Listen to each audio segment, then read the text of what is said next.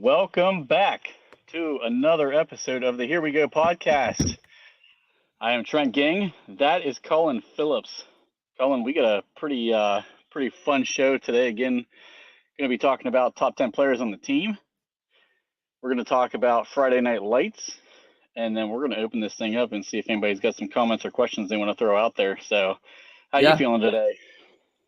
Feel good, man. Saturday, just it's real ugly out today. I was supposed to go golfing at 11 today. That was not gonna happen. Came around about 9 o'clock. It started storming like insanely.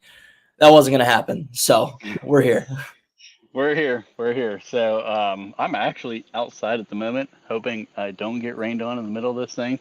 But it says it's not supposed to rain down here till 4, so I'm going to try to power through this thing. Yeah. So it should be interesting.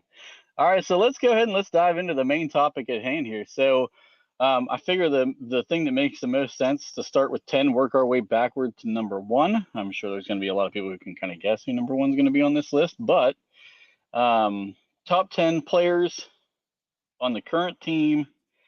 I left this open for interpretation. If this is what you're going based off of last year, if this is going to be what you're anticipating going into this year, I intentionally tried to leave it a little vague so that we could both interpret it our own way. Sure. So at number 10, who you got? Well, Trent, I do want to start off by saying that I did kind of interpret it as is not necessarily like kind of based off last year, kind of based on their tenure with the team, but also kind of a mixture of like, what I'm expecting, right? So I kind of like 33% of it, like I put it in thirds. And that's kind of how I figured out who I wanted to be on my list here. But with that, I do want to start with my honorable mentions. Honorable mention number 1, Miles Killebrew, first team All-Pro special teamer last year. Heard a lot of people were real unhappy with his contract extension when he got it. It was like 3 years, $9 million or something. He's worth every penny. He's an excellent special teamer. Obviously, since last year, he was the best in the league, right? I mean, splash plays nonstop, excellent tackler, not a very good safety, I might say. But other than that, he was cool. Elandon Roberts also an honorable mention just because, again, he surprised us all last year. That really does not much needs to be said about Roberts. James Daniels, again, not much needs to be said. Been our most reliable and consistent offensive lineman since 2022. So going on his 3rd year with the roster now. And then Keanu Benton, again, breakout expectations next year. Cameron Johnston, just because he is a top 10 punter in the league. And then I didn't really put Russell Fields anywhere, so I'm just going to put them as an honorable mention because we don't know what we're going to get. So those are my honorable mentions: Miles Killebrew, Elandon Roberts, James Daniels, Keanu Benton, Cameron Johnston, and Russ/Fields. So with that being said, my number 10 is Isaac Seumalo. I think he is an excellent guard. I remember when I did my own little positional ratings, typically after every year I do them myself. When his last year with Philly in 2022, after that year, I had him as my 7th best guard in the NFL that year. And then lo and behold, a few months later, we signed him. So I'm like, holy shit, let's do it. And yeah, no, he was our best lineman last year. Some could argue Daniels. I would argue it was easily Seumalo. So yeah, he's my number 10. It's funny. I actually had some honorable mentions on here as well. I did not think of Miles Killebrew. I like that call out. The special teams ace, the guy who's captain of the special teams and Pro Bowler last year. He definitely is a worthwhile mention there. So I like that you threw that one out there. And since we're on the special teams, I'm gonna start my honorable mention list with a special teamer. I put Boz in there. Nice. Boz is a super reliable kicker. He's had one bad season, and he was kind of plagued with some injury issues there that year. Outside of that, I mean, if you can't ask for a more rock solid guy in your kicking game, and I don't think there's a single Steeler fan that watches the game and he's 50 plus out, and you're not holding your breath. You're like, oh, we got this. Right. So I mean, that's what you want in that kicking game. So I had Boz in there. I actually also had Elandon Roberts, so it's quite interesting you put him in the mix, and I did it exactly for the same reasons you did. I mean, what he did last year, from my expectations during that signing to end of season, unbelievable. I mean, unbelievable. You can't say enough. And I think another piece to him that I really, I think goes a little understated is he brings a little bit of that physicality and toughness that Pittsburgh is known for. He Yeah. brings that back to the organization. So I like that call out as well. I had Benton in the list as well. Exactly the same thing. It's 100% projection. I think a lot of those almost sacks that PFF loves turn into actual sacks this year. That club swim of his is just deadly, and he makes that thing work time and time again. He starts putting that in and getting more reps with it and playing. I think he played, if I'm not mistaken, he played about 38% of the snaps last year, maybe 36, something like that. Yeah, somewhere in that ballpark. And you got to figure this year he's going to be the starter. He's going to get more reps, and that percentage is gonna go up probably as much as he can handle. To be perfectly honest with you, because I think he's a 3-down guy pretty easily. In this league. So I really like that call. And I only had a few that I had on mine. So going from the honorable mentions to my number 10, I actually put James Daniels right there at number 10. Nice. I think he is a guy who was just rock solid. And I think he's a guy who is been the most consistent lineman on the team all year last year. And for the last 3 years, really, since he's been here, he's been just a super, super reliable guy. And I'm a big fan of James Daniels, and the fact that they're not negotiating with him is kind of disheartening for me, because I just think he has earned that next contract in Pittsburgh. There's going to be a lot to go back and forth with between he and Sayamalu, because you're only going to pay one guard if you're going to pay a guard. He's the younger guy. He's been rock solid.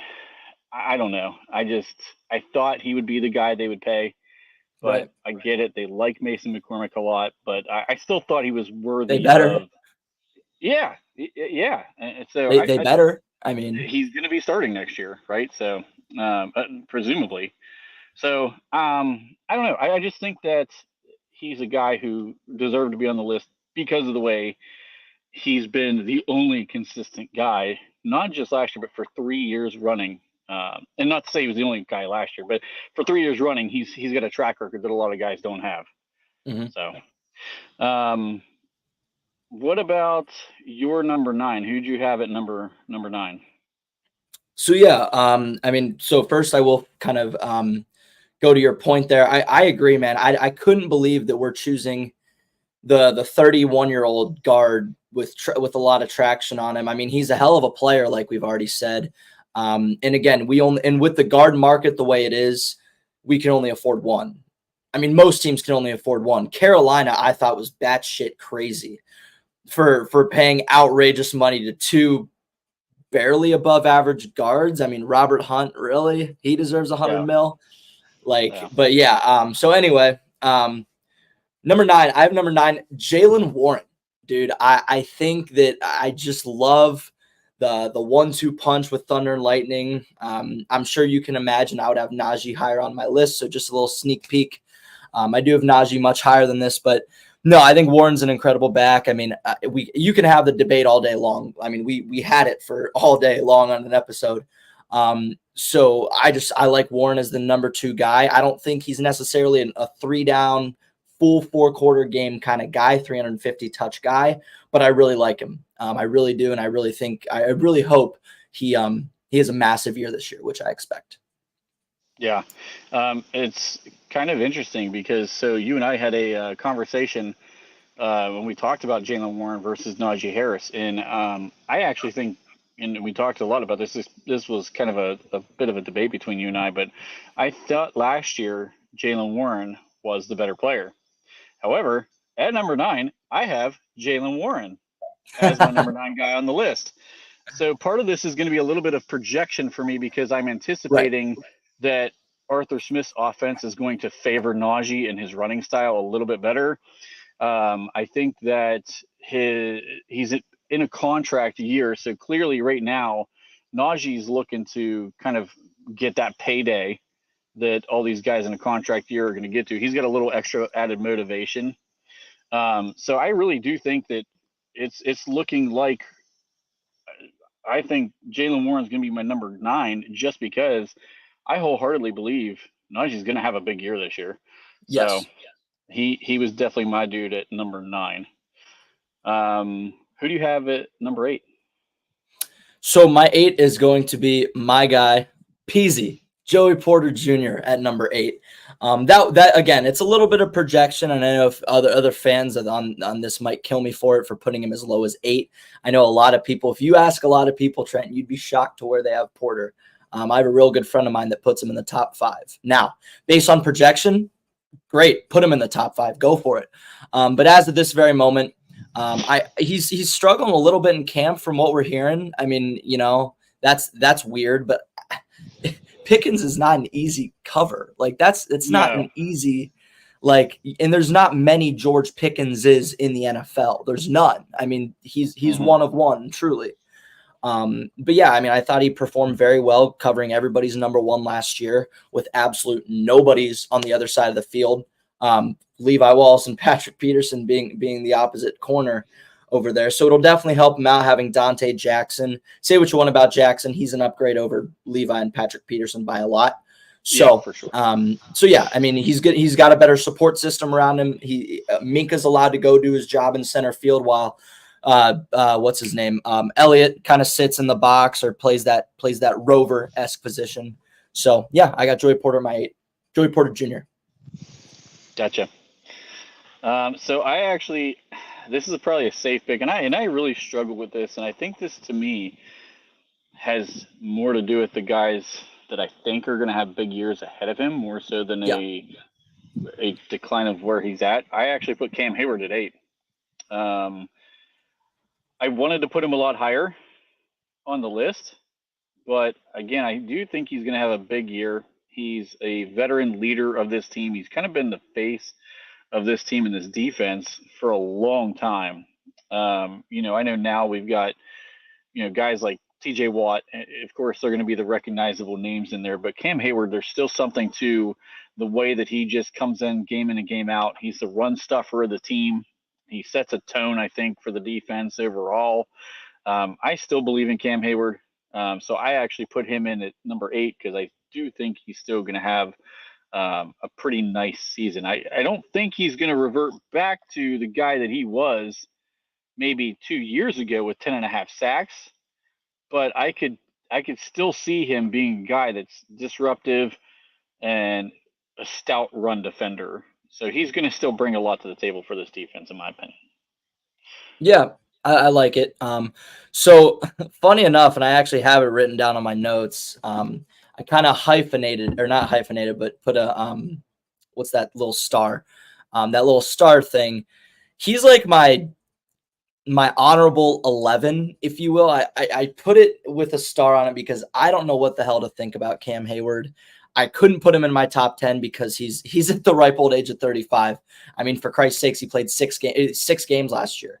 Trent, I mean, I like Cam, but I hate what he's doing with the contract bullshit. And then Cam Hayward.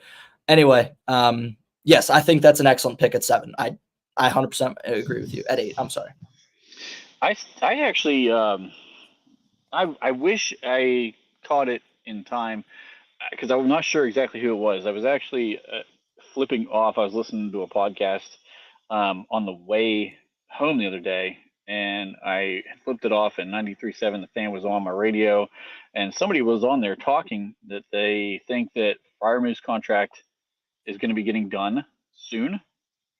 As in, so they said his agent was in town recently negotiating, and then also he still thinks Cam Hayward's contract gets done before the start of this season, which I found interesting because I feel like that one's kind of been at a stalemate. So we'll see how that plays out. Who you got at number 7? So my number 7 here is I got George Pickens. I mean, I feel like it's so hard. And I mean, say what you want about him not being a 1 or whatever. It's so hard not to put him there. I mean, 18.4 yards per reception last year is outrageous, Trent. Not to mention that, but he's had a hell of an insane camp from what I'm hearing. He's the bona fide wide receiver one. He's going to get 120, 130 targets this year without question. And so, yeah, I mean, he had 1,000 yards last year. Again, we talked about it multiple times. If he doesn't get to that, if he's not at 1,407 this year, it's an utter failure. So yeah, I got George Pickens at my 7. I actually had Najee Harris here, and I might be selling him a little. Listen, I don't know. The fire I saw from him, and we're going to get into the Friday Night Lights conversation here in the next segment, but like the fire I've been seeing and hearing out of camp coming from him specifically, I think there's big things coming for him. I really do. And I know people are going to talk bad about the yards per carry and blah, blah, blah. And last year he finally cracked 4, but listen, the guy has produced behind garbage offensive lines for 3 seasons, whether you like it or not. He has increased each year his productivity and efficiency. And then on top of all of that, I looked at him and I just think that he fits this running attack very, very well, to the point to where I think he's going to have a big year. And the fact that he seems to have a huge chip on his shoulder, maybe this comes down from that 5th-year option being rejected. I don't know. But I mean, it just seems like he is on a mission right now, and he's looking to make some noise. So I had Najee down as my number 7. So who you got at number 6? Yeah, that's I 100% agree with everything you said about Najee. I mean, he did have statistically his best year last year. So he's always been a chip on his shoulder kind of guy, and I really hope he's our offensive captain here. And so my number 6, Trent, I got the Wizard of Boz, old Chris Boswell. And I put him so damn high on this list because he's so damn reliable. Trent, you talked about it, like, as a Steelers fan, how lucky are we to know that if it's 35 to 52 yards, it's automatic? Like, how lucky are we? I mean, we're spoiled for it. And we've had that since 2015 with Chris Boswell. 87.2% career field goal percentage, 94.8% extra point. Holy shit. 88% field goals and 95% extra points is outrageous. And yes, we are very lucky to have Boz, and I'm a very big Boz fan. So I have him in my 6. So here's actually where I put JPJ. And I think it's a little bit based off of what we saw last year. Yeah. And it's also a lot to do with, I expect that year 2 leap to be even more than what we even saw last year.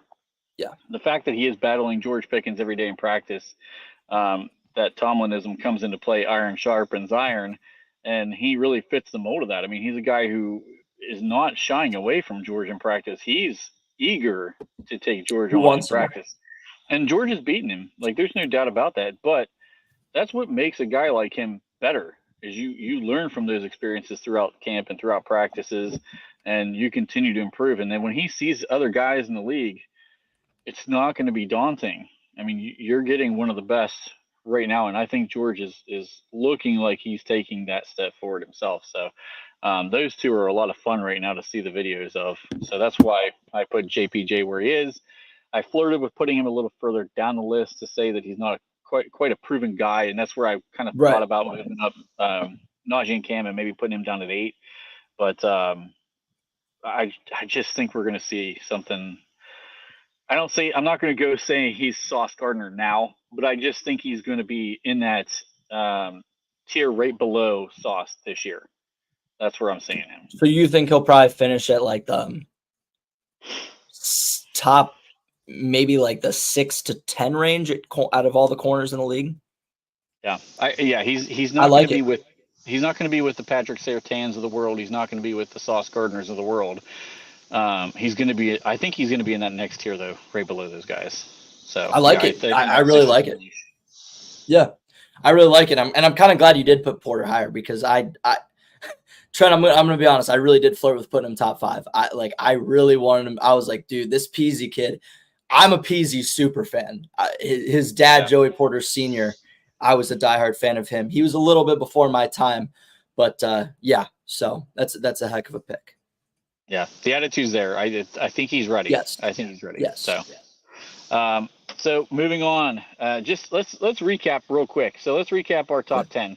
So I'm going to go ahead and let you take your 10 through 6 guys that you have. And if you want to throw in the honorable mentions again, just to kind of recap those, you can do Yeah. that as well. And then I'll do mine.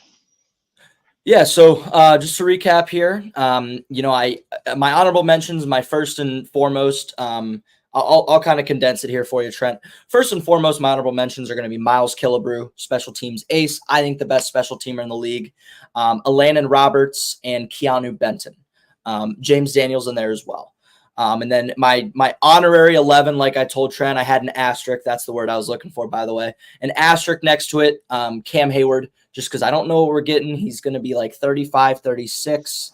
And then a little spoiler, I did keep Freiermuth off the list as well. But with that being said, 10 through 6, I got Sayamalo at 10, Jalen Warren at 9, Joey Porter Jr., 8, George Pickens at 7, and the Wizard of Boz himself at 6. So, yep. And I had Boz actually in my honorable mentions. I did flirt with putting him in the top 10. And just the same reason we talked about the guy at 10 that I'll go back over here in a second. I felt like he deserved to be at that 10 spot. So I had Boz. I had Benton just because we expect a year or two jump from him. But you still want to see more production from him. That's why I couldn't crack him into that top 10 just yet. I actually did not put Muth in there either. And the reason I didn't put him in there, I do expect him to have a good year this year. We've talked a lot about him being the number 2 guy out of all the guys getting targets this year. But I also didn't see the production last year, and whether you want to call it his fault or not, that's fine. But I put him in there. I did not put him in there in that mention. So Boz, Benton, who was my third one? Roberts. Yes, sorry. Roberts was my third guy that I put in there just because of exceeding far beyond my wildest dreams what his expectations would be. From there, I had James Daniels at number 10, Jalen Warren at number 9, Cam Hayward at 8, Najee at 7, JPJ at 6. So now, let's get into the top 5 guys. Who did you have at number 5? Well, I guess one box you can check off the list. We did have a matching person in the top 10. That's always good. And I know we'll have at least probably 2 more, I'm thinking, with that. But my number 5, my guy, Najee Jerome Harris, man. Only player in the NFL the last 3 years to have 1,000 yards. If it was that damn easy, why did nobody else do it, right? Like you said, high school, JV level offensive lines and still 4 yards a carry. Statistically, the most efficient and productive year of his career last year.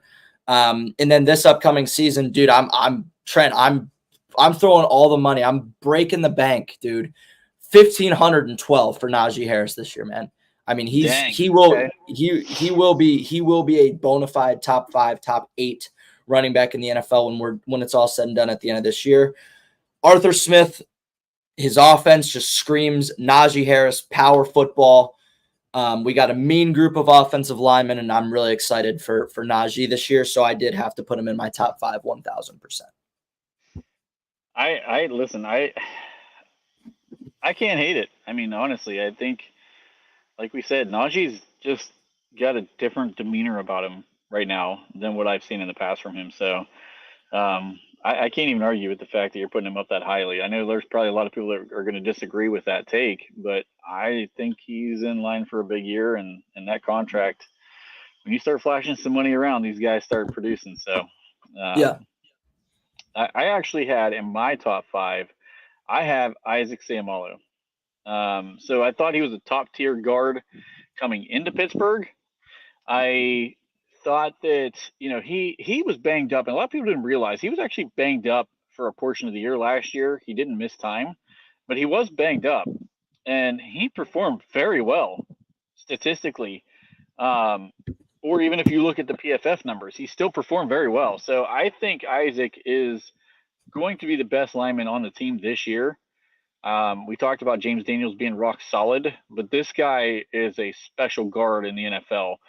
Yes. And, this is where the argument about his age versus his production comes into play as to whether or not you should have kept him and not paid James Daniels kind of comes into play, and you can kind of see their line of thinking on this. But I like I like James Daniels a lot. I wish we'd have kept him around. It doesn't seem to be that's going to happen. But Isaac Seumalo is as good as they come at the guard position. He really is. I think you're going to see, with the way Arthur Smith moves guys around on that offensive line, you're going to get to see this guy bring the full package in, because he's going to be doing some pulling and he's going to be doing some moving some guys out in space. So I think that's where you're going to see some recognition for him coming this year, more so than what we saw last year. So who do you got now? We're in the top 4. Who you got now at number 4? Yeah. So before I get into that, I'm going to be honest, I'm really hyped with your pick of Isaac Seumalo in the top 5, dude. That's excellent. That's excellent. I really did want to put him higher, but I didn't know, because he started off so shaky last year, and I understand completely. It was a Matt Canada offense. I don't think anybody was comfortable with it. So yeah, I mean, with that, I have him at 10, you have him at 5. I really like that you put him in your top 5. But my number 4 is Alex Highsmith, and deservingly so. He is a rock solid edge rusher. I think he's top 8, top 7 in the league. And I mean, how blessed are we to have the best defensive player in the universe on one side, and then pretty damn close to that on the other side, man. I mean, it's excellent. He's proven over the years to be an excellent coverage linebacker as well, which we don't even need. That's just a luxury at this point, right? He's already a good enough run stuffer and a good enough pass rusher. I mean, Christ, that's the coverage is just like the icing on the cake, right? His sack numbers weren't that high last year like they were in 22, only like 7.5, I believe. But first play of a rivalry game, taking a pick to the house, you just can't beat something like that. Oh, you just can't beat something like that, Trent. So right. Alex Highsmith, Smitty, as some say, at 4. I like it a lot. Tremendous player. I said when I did the edge rush group, I think it was the episode I did the edge rush group, that he is no Robin to TJ's Batman. This dude is a bona fide pass rusher in this league.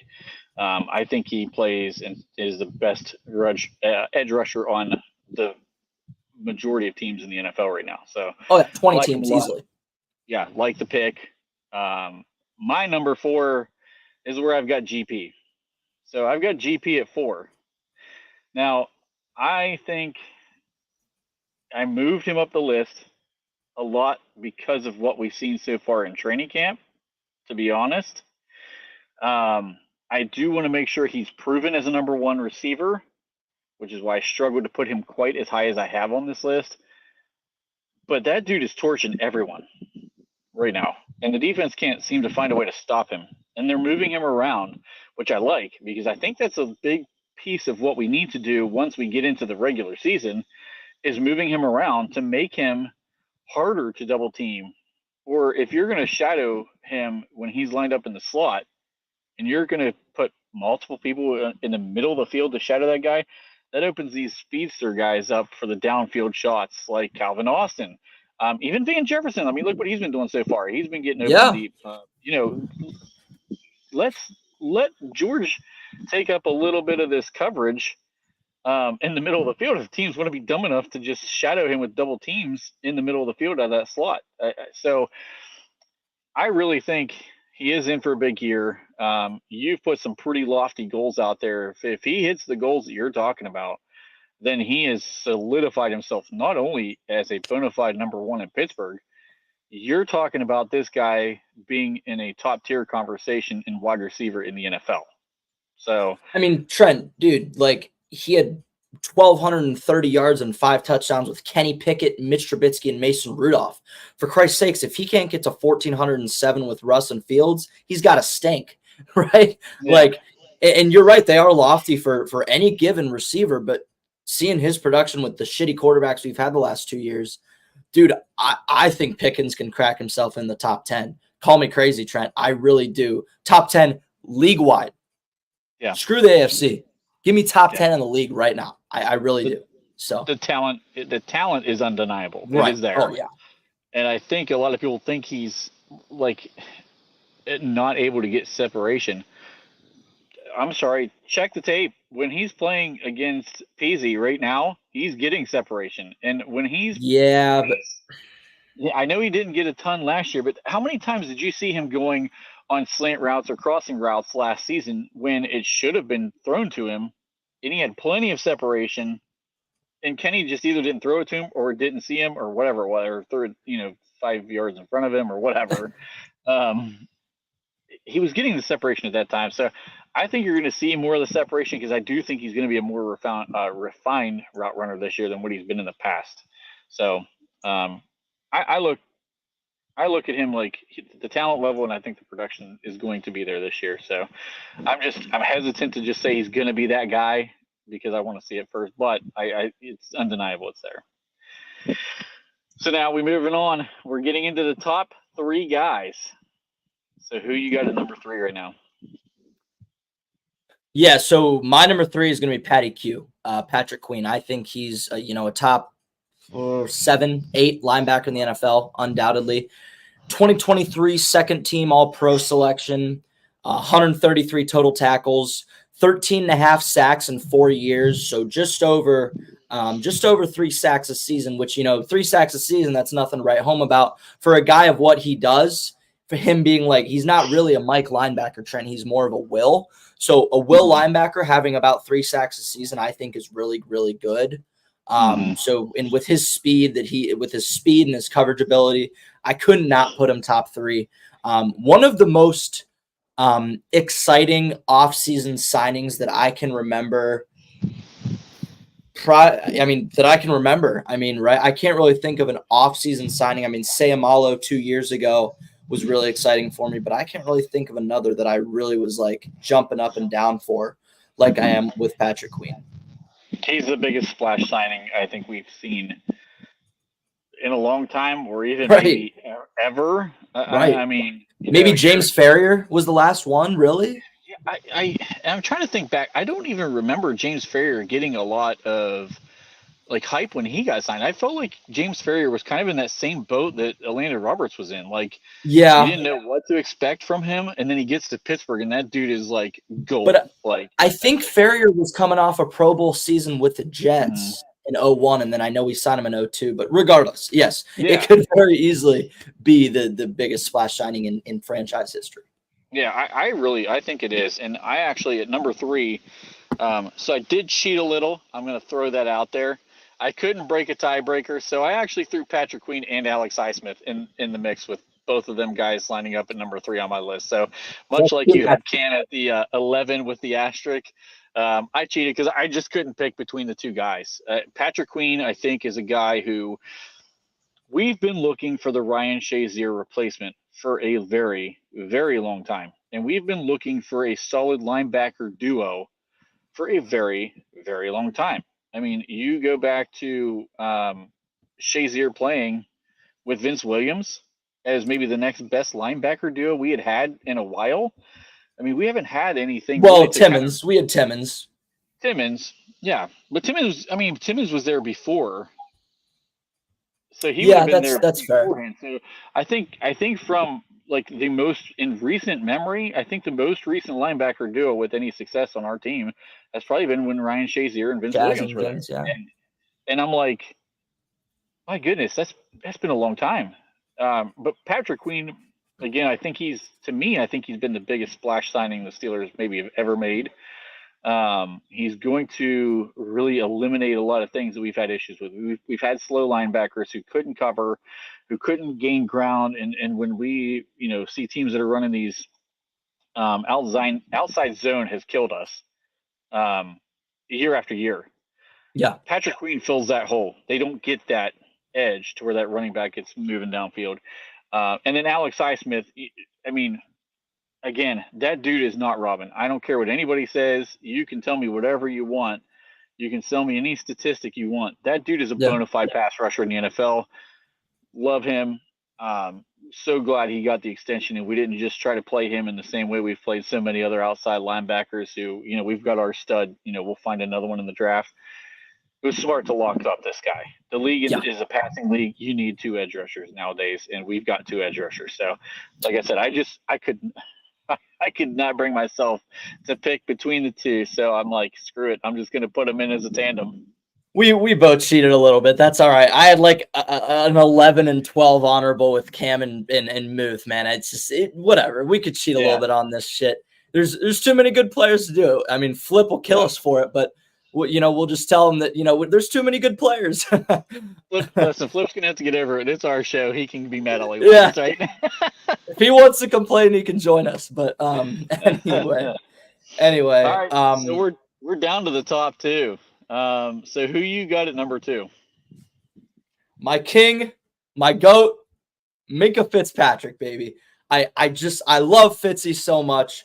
4 Pro Bowls, 3 all pros, 17 interceptions in 4 flipping seasons as a Steeler. Whoa, 17 picks and 5 fumbles recovered. That's being creating, if you will, 22 turnovers in 5 years. So do the math. That's 4.4 turnovers a season. That's big numbers for the average corner, safety, linebacker. Yeah. I mean, that's just who he is. He's a turnover machine. He's the best safety in the NFL, and it's frankly not close. Sorry, Flip, buddy. You can screw off with that one. He's not even close to the best safety in the NFL. He's lovely to have on my favorite team, and obviously he's my very favorite player. So. Yeah, it's hard not to put Minkah at number 2 right here, and I don't care what anybody says about the statistics from last year. He didn't have the interceptions and stuff.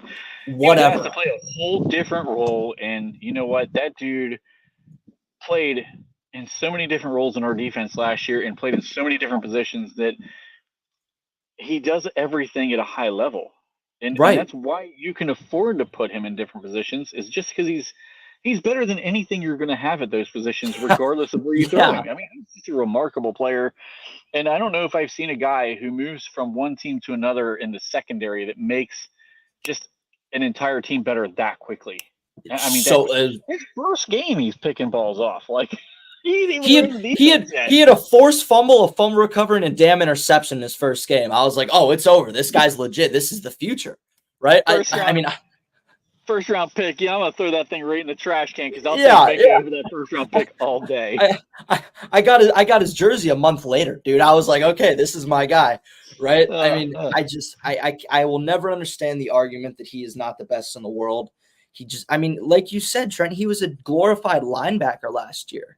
You ask him to play center field, he does it at a high level. You want him to play slot corner? Great. He'll do it at a high level. You want him to play middle linebacker? Shit, he'll do that at a high level. You want him to edge rush, for Christ's sakes? I can only imagine he'll do it at a high level.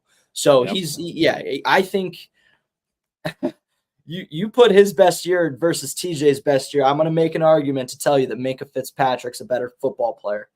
But that's a conversation for another episode. Yeah. I think that the easiest thing to say about Minkah Fitzpatrick is take whatever you saw last year and throw it in the trash can, because this team has gone out of their way to make sure Minkah Fitzpatrick is going back to center field. Oh, yeah. They did everything they could. A lot of quarterbacks in the league right now are going to be real pissed off that the Pittsburgh Steelers did exactly that, because that guy is a guy that I don't care who else is on the field around him. When you're a quarterback, turnovers are the biggest enemy that you have. Yes. You'll take a sack. Okay. You'll lose some yardage. You'll eat a play and throw the ball in the stands. You do not want to throw an interception. This dude is a walking interception waiting to happen. And when the moment is biggest is when he just shows up. He just shows up. And I think both guys in our top 2 are going to be talked about that way. So I think it's going to be real obvious to everybody who number 1 is. Who you got at number 1? As much as I wanted to put Minkah and Najee here, Trent, I think our pretty easy, obvious answer here is Trent Jordan Watt, man. I mean, I'll just go over the accolades just so we have some perspective here. 6 Pro Bowls, 4 All Pros. Granted, this is in 7 years of playing football, just for the record. 6 Pro Bowls, 4 All Pros, should be 5 if he didn't get hurt in 2022, because if he was healthy, he would have been a back-to-back depoy for sure. 2021 Defensive Player of the Year, check. 96.5 sacks in 7 years. And just bear with me, I'm going to do this math for you. That would be, Trent, my good friend, 13.7 sacks a year.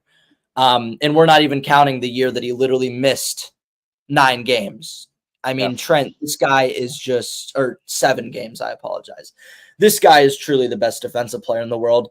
And same with the Minkah to TJ best player on the team argument. I'm going to make an argument that he's the best football player in the world because just, I mean, the impact that he makes on one team. I mean, Christ, we're like 1-10 without him ever.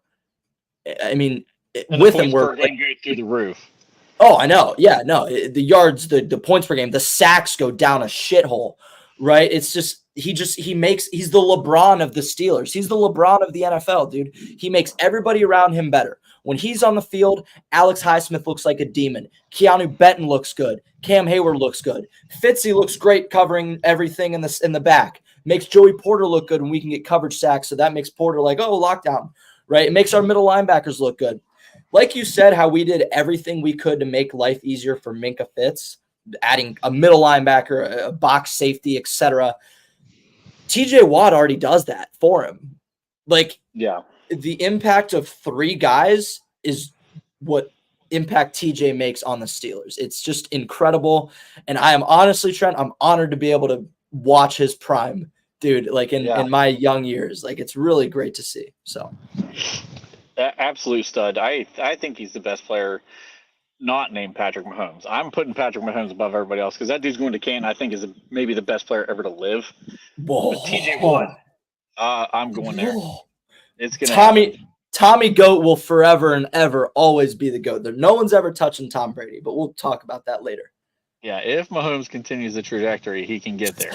It's just going to be – it's going to be – he's already there before Brady's got there. He's got more Super Bowls so far at this age. So it's not like it's out of the realm of possibilities. We'll say that. Well, Brady's first year starting was 99. He won one in 2000, 2001, and 2004. So that's 3 Super Bowls in 5 years. I think Mahomes is 3 Super Bowls in 5 years. I think they're matched up with that. Maybe like Brady, well, I'm going by actual age. Oh, age. Like Brady, yes. Yeah. Yes. Brady was actually physically older. So but career wise, yes. Yeah. 100%. And it's kind of scary that they're on that kind of track. Yes, it really is. So, I mean, that's good. That's going to be the buzzsaw Pittsburgh runs into if they want to be a legitimate Super Bowl team every year. It's Patrick Mahomes. What's funny, Trent, is we actually Watt's the guy to try to get there, right? TJ Watt is going to be the guy. If you're going to beat Patrick Mahomes, he is the guy. That's why you want him to stay around as long as that dude wants to be here. I said this, and I hope nobody took this out of context. TJ Watt is the only guy not named Michael Jordan that I can ever see turning it on when you needed it most. Yes. I remember watching Jordan in the 90s, and when the team was just struggling, that dude would flip a switch and go into just absolute God mode, and just no one could do anything about it. That's TJ Watt. When you need to play, freaking Renegade comes on, you better believe TJ Watt's getting a sack in that series. I mean, he's going to make a play. He's going to strip a ball. He's going to get an interception on a play that he has no business catching the ball on. I mean, like a rocket line drive throw from a quarterback that he jumps up as he's getting blocked and it hits him in the gut and he finds a way to hang on to it. Like, that stuff's ignorant. You don't do that. Nobody in the world does those things. He just finds a way to flip that switch and make the play that your team needs to make. It's as often as anybody I've ever seen in my life. And that to me is what separates him.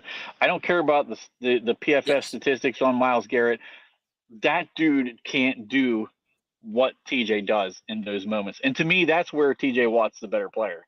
So you can throw any statistic you want, but until Myles Garrett says, my team needs a sack right now to stay in this game, to get the ball back in the offense's hands, TJ's getting that sack, Myles Garrett's not going to show up. I'm sorry. Oh, 100%. Parsons, Bosa, Crosby, Garrett, frickin' Hendrickson, whomever. There's nobody who can literally snap their fingers, say, I need a sack right now, and go get it. Yep. There's just nobody else in the world who can do that. And so to keep going here, I mean, so I'm taking a look here. Trent led the league in sacks in 2020, 2021, and 2023. led the league in forced fumbles in 2019. So let's just go over this, Trent. For me personally, I think TJ Watt should have four depoys. He should have won it last year. I mean, for Christ's sakes, how many made up numbers are we going to think of to give it to Garrett or Parsons or Bosa or whomever the hell they want to give it to? How many times are you just going to make up shit, right? I know. I mean, the guy should have won it in 2019. I'll give it to Aaron Donald. Whatever. 2020, Aaron Donald should not have gotten that. That was TJ's award. 2021, he actually got it. Huh? Aaron Donald even said as much. He said in the podcast after retirement, TJ should have won that award that year. So yes. That goes a long way because players don't admit that they should not have won the best player in the league award. I can tell you right now, Iverson didn't tell anybody that Kobe should have won it when he won it. Like it's just not how that works. But when a guy actually comes out and says, "I didn't deserve that shit, it was his," goes to show a lot. I think there's a lot of bias against this team that it's pretty easy to see for multiple platforms. But again, that's just for a later date. But I just love having the best player in the world. I do. I do too. So let's talk about some more recent events that we saw. So obviously last night we had Friday Night Lights. Offense dominated a lot of that portion of that. So what were some of your takeaways from Friday Night Lights? What were some of the things that you've Doug, I'm sure you were like me, you're scouring around everything you could find to try to cover up some videos to watch and things like that. Yes. What were some of your takeaways? Well, for starters, how about this Justin Fields guy? I mean, do we have some here, Trent? Like, I mean, I saw a number last night. Let me take a look here. 15 of 19, 135 yards, 4 touchdowns, 0 picks. The guy has 35 touchdowns and 2 interceptions all camp. Do we have a guy here, Trent? Like, you know how exciting this is? I mean, we'll talk about that in a few minutes. I'm sure you have a lot to say because that's your boy. I'm a whatever with Justin Fields guy, but you're a Buckeye fan. I'll let you have your moment here. But for me, dude, I'm hearing nothing but good about Larry Ogunjobi. I saw from Alex Kozora that, you know, he's like, I've been very critical of him, but he's at a hell of a camp. Peyton Wilson and Patrick Queen are looking like monsters, according to everybody and everything. Patrick Queen's obviously we expected. We expected that. But Peyton Wilson coming out and showing everything. George Pickens. I mean, I don't want to fall for it again, but do we have another Pickett to Pickens with Fields and Pickens here? Like, again, I don't want to fall for it, so don't let me. Don't let me fall for it again this time. Fool me twice, shame on me. But, dude, and Najee and Warren and the running backs, I guess Najee's gelling beautifully with the line, and he looks like a monster, a damn chicken with his head cut off, just running over and through everybody. It's a really exciting time of year. I mean, dude, Trent, we play football in 6 days. This team goes live in 6 days in preseason. So in regards to Friday Night Lights, it's great to see all the reporters, all the beat writers, all the fans get after it out there, and really everybody has positive things to say. I didn't hear any negatives from my end. What about you? No, I mean, honestly, it seemed like a very competitive practice. Now the offense got the better hand, and I think, if I'm not mistaken, did they go 7-0 in 7 shots? Was that yesterday? I heard that as well, Trent. I did. I heard that. That's interesting because this is an offense last year and really since Ben, a couple of years really before Ben retired, they can't score the ball. But we have a stellar defense. If we have an offense that can score now, everybody who's got that 8.5 win projection, you might want to revisit that, because if we can score, this defense can hold people down. I was shocked by that, I think, as much as anything else. And like you said, the running backs and the offensive line are just playing nasty right now. And when I saw, this is the moment where I said, okay, I'm bumping Najee Harris up the list. So just to kind of validate myself on my list earlier, when the defense was getting pissed that they were getting beat without pads on Thursday, and they were hitting and tackling on Thursday with no pads on, and Najee Harris says, where was that shit when the pads were on? I was like, oh, somebody opened up a whole can that they just do not want to get into. And I then you love see that guy. backs on backers, and he's just beasting everyone in backs on backers. And then he's coming out and he's running like an absolute man possessed. We're about to have a real physical football team. And I'm sorry, Yeah, but we're dude. about to have a real physical football team. And I was sitting there thinking to myself, the AFC North might have just fucked up. And they didn't even start anything yet. Like, but they're already.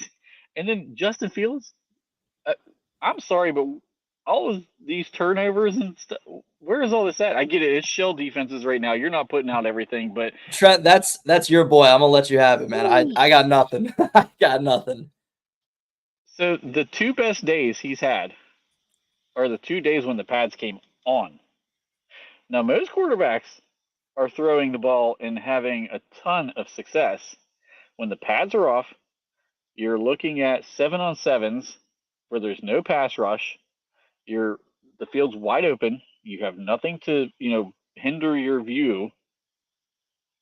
Justin Fields is putting this together in the 11-on-11 sessions live with tackling with pads.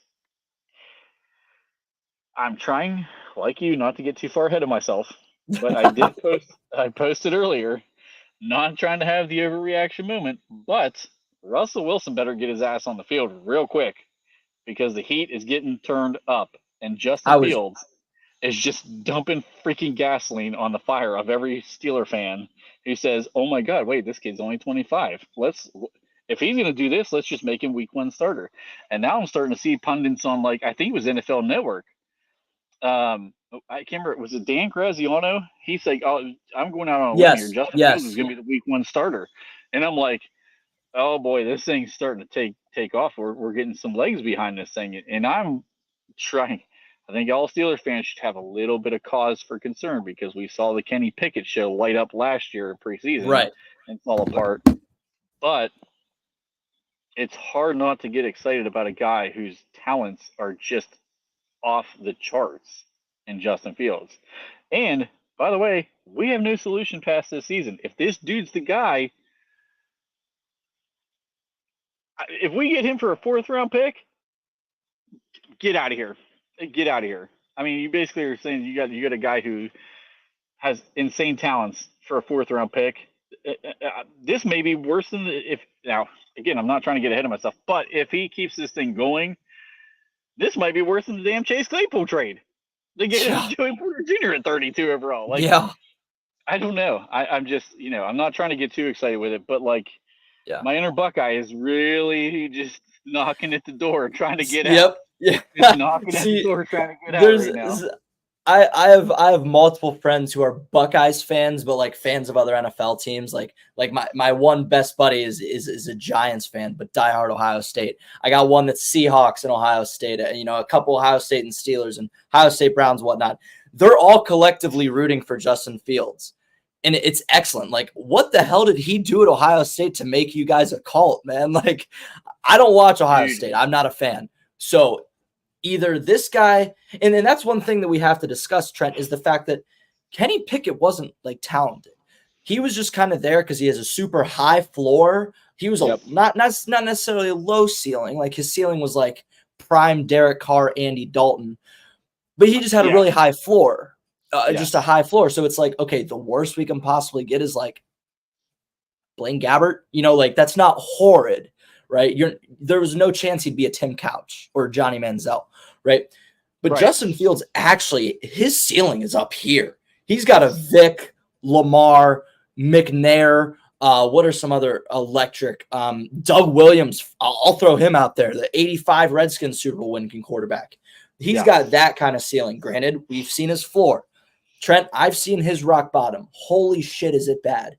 But if we can get some out of this guy for a damn 4th rounder, I mean, Christ, that's a position that's solved. So, I mean, let's think realistically here. What does that leave us? Pretty comfortable spot to draft a alpha male wide receiver in the 1st round next year and call us a damn contender, is what you're telling me. Yep. Call us a contender if Fields works out, if this shit isn't all like, blowing smoke up our asses by Justin Fields. We draft a big alpha male receiver next year. This team is a contender. So here's Here's kind of my thing with this whole thing. I think if Justin Fields is what he looks like right now, Oh, what's a quarterback's best friend? A good tight end, and more importantly, a running game. This offense does not need him to be in the running game to be a very good running football team. We expect them to be a good running team with or without Justin Fields. In yeah, Chicago, he was a big reason why they were a good running team. yeah, So to me, he actually has the running game to support him.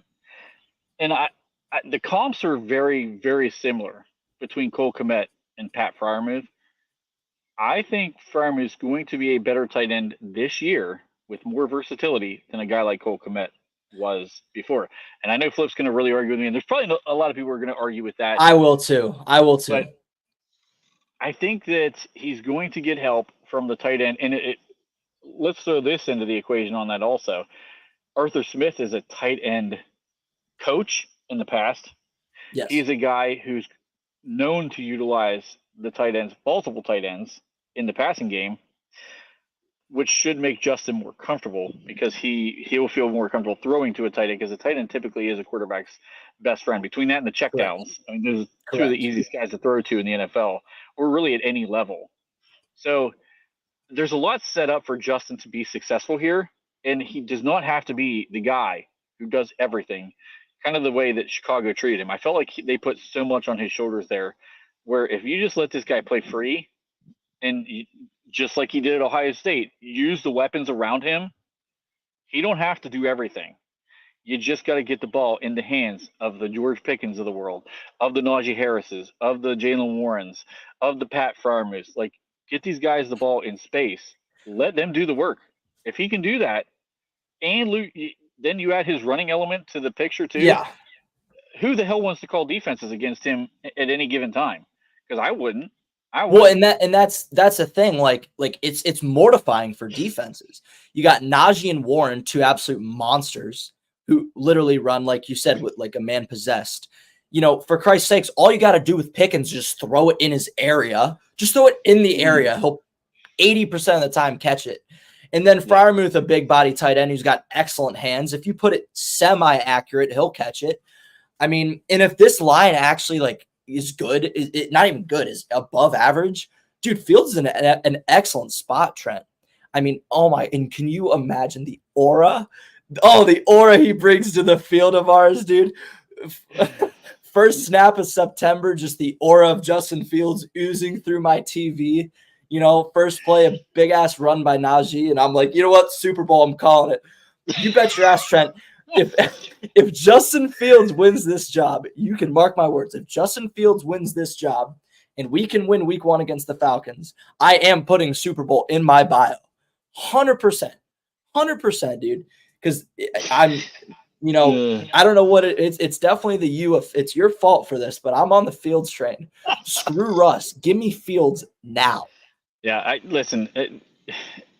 Again, this is all like just training camp work and things like that. So, but the dude is a turnover machine that all of a sudden has 2 turnovers so far in camp. I mean, where did all these turnovers go? Ain't that something? I mean, in his completion percentage has consistently gotten better every single day. I mean, he went perfect one day, and I mean now he's 15 and 19, 135, 4 touchdowns in Friday Night Lights, which is the biggest practice of the year.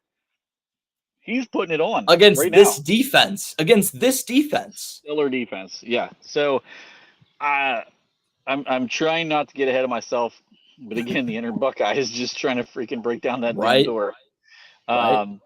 Backs on backers, that drill. I love that drill. That drill's gotten real chippy, and I think Peyton Wilson's a beast in it. Apparently, yes, he's having a very good time. And Darnell Washington's become a cheat code on backs on backers because that dude, he's kind of an immovable object there. But it's interesting that not only do these guys set the tone, I think in Pittsburgh, you know, more so than other teams in the league, but 30 and 22 on offense, 50 and 6 on defense, consistently keep setting the tone for the team on backs on backer drills. That's going to be your guys that I think bring the attitude to the game. And so I like the fact that Tomlin's kind of pairing them up first thing. in each one of these drills. And man, that thing got chippy, and there's a lot of trash talking going on. So I I love like it. it. I'm I all love in it. on that. So And dude, Tomlin, if he can just figure his shit out with the offensive line, like please just quit being you. Just make the educated choice. Make it, Jones, Sayamalo, Frazier, Daniels, Fountain, call it a day. If he could just figure it out with that, I mean, we're in a really good spot. So I keep getting conflicting information on this whole Broderick Jones situation. right? So he's practicing primarily at right tackle. He has some kind of I think it was on the right arm. He has Yeah, like a a brace. brace on the right arm, which he got banged up. I think on maybe Wednesday. It's been a Yeah. couple of days for sure.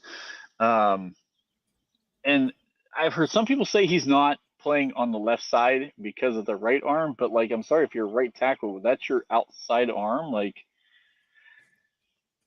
I'm at a loss for that whole situation as to like what is real and what is smoke. And I'm not I mean, concerned. but Falatoni's getting crazy reviews right now, like crazy good reviews by a Yeah, lot he of is. people, and pretty much everybody seems to have a consensus. He's ready to start. Frazier is still a little up in the air from what people were talking about, which to me is a huge surprise. I thought he was going to be the guy like day one in this camp. Right? Like I thought he'd take that over right away, but I get it. He had some snapping issues. We lived through the Mason Cole thing, so they're not going to put up with that. But it sounds like he's coming on stronger and stronger in the last couple of practices. Um, but I'm like, why the hell is Dan Moore taking all the snaps at left tackle? I mean, I think Broderick Jones got one snap yesterday at left tackle at Friday Night Lights, like one. Trent, What are we? I Are we cannot seriously going to rule him out again?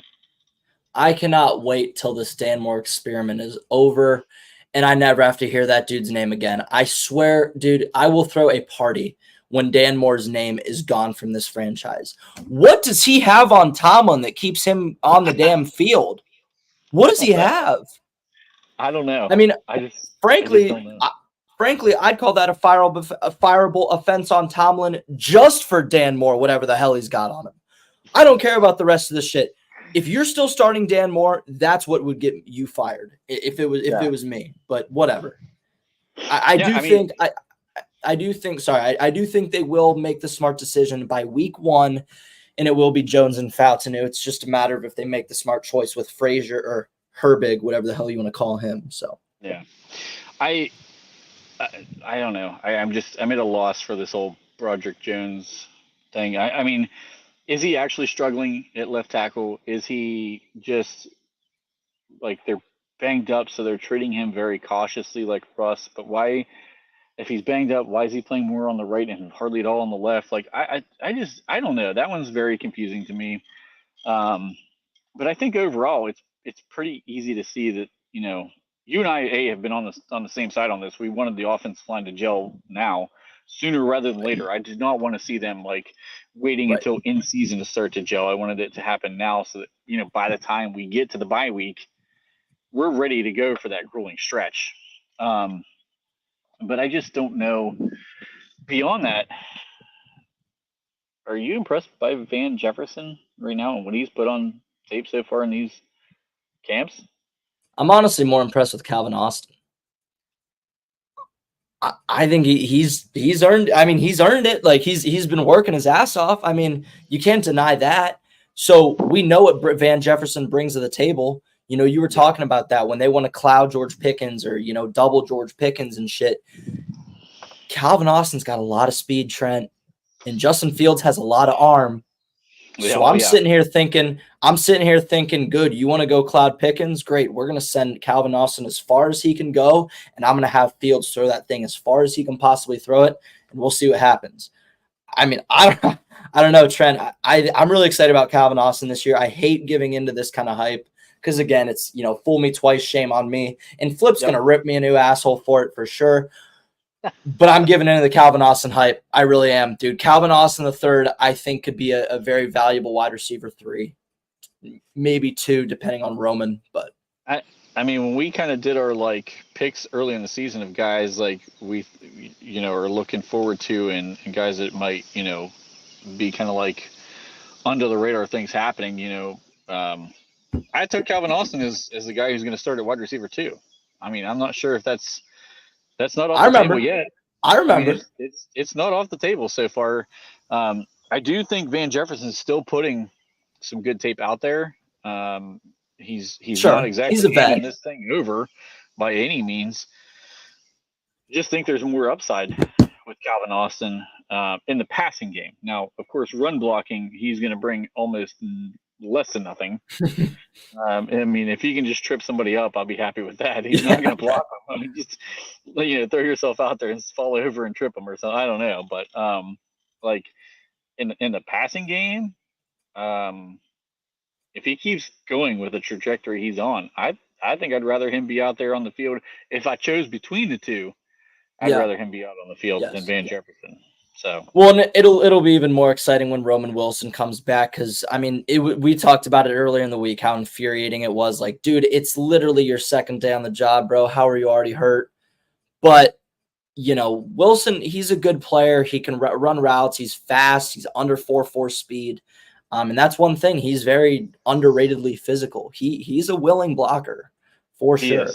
So I don't see a reason why not to keep him at the wide receiver 2 or 3. I was going to ask you about him actually with that injury. So how much of a setback do you feel like this creates with him? For him or for the team?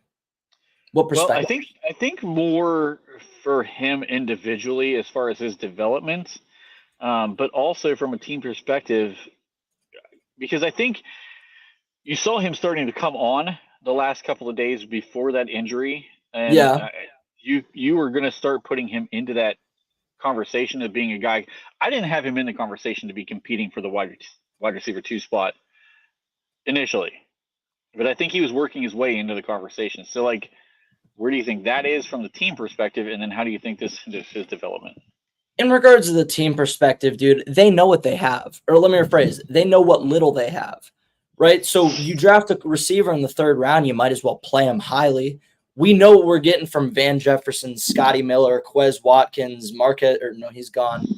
From those 3 guys, right? So you're really just sitting there with your unknowns in Calvin Austin and Roman Wilson. So why don't you just play Wilson? We know what he can do. He's not one of those raw guys. He's not one of those 6'5", 220, 4.35 speed that's really raw, can't really do much. He's polished. He's a polished player, and he's a willingly mature player. So there's no reason for him in regards to the team for that to be a setback. And in regards to him, I'm going to say the same thing. I mean, receivers a pretty straightforward position. You run the damn route, you catch the damn ball, you score. Right. So I don't think it's much of a setback for him. Maybe a little bit with his, a little bit for, I would say, his connections with like the quarterbacks and his chemistry with the quarterbacks and the other receivers and whatnot. But other than that, I'm not really going to get concerned in regards to setbacks for him. Yeah. The only thing I kind of wondered is how much does this affect his understanding of the speed of the game, the difference in the speed of the game now versus, when he was in college, because he was in a running attack offense when he was in college anyway. So that part of things, you have to learn the offense because it's going to be different, but he played in a very similar style in college. So I don't think from that perspective, that was going to be the issue. To me, the issue for him was how much does he understand the speed of the game, and how much, like you said, is he gelling with the quarterback room to show he should be possibly in that wide receiver 2 conversation versus just being in the slot.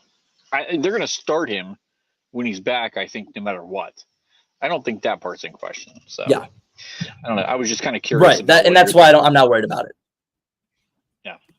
I don't really know enough about the situation, and I haven't seen enough on him. So that's kind of my stance. Yeah, it just seems like, they said walking boot, it's week to week. And I mean, that, it was, I don't think it was a high ankle sprain. I think it was just classified as an ankle sprain.